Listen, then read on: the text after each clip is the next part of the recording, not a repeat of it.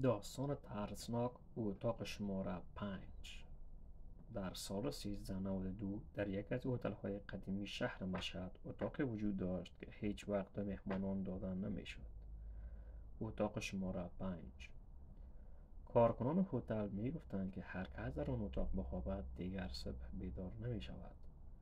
یک شب یک مرد جوان به نام رضا که به شایعات باور نداشت اصرار کرد که حتما در آن اتاق بخوابد. او گفت من از جان روح نمی ترسم، اینها فقط قصه است. مدیر هتل با اقرار کلید را به او داد، اما وقت کلید را تحویل داد گفت اگر نیمه شب صدای شنیدی در را باز نکن، هرگز. رضا با خنده وارد اتاق شد. اتاق سرد و تاریک بود، حتی با اینکه بخاری روشن بود، اما او اهمیتی نداد. تلفن همراهش را برداشت و شروع به فیلمبرداری کرد تا نشان دهد همه چیز دروغ است.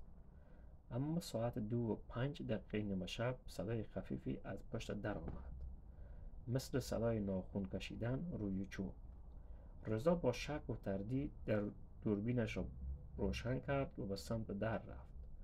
صدا شدیدتر شد. کسی آرام آرام نام او را صدا می زد. رضا. او که می ترسید پشت در ایستاد و گفت کی هستی؟ پاسخی نیامد، فقط سکوت ناگهان در اتاق خود به خود قفل شد. چراغ‌ها خاموش شدند. رضا شروع به فریاد کرد، اما صدایی ضبط نشد. دوربینش خاموش شد و او دیگر دیدن نشد. صبح روز بعد کارکنان اتاق را باز کردند. اتاق خالی بود. هیچ اثری از رضا نبود، فقط دوربینش وسط اتاق افتاده بود.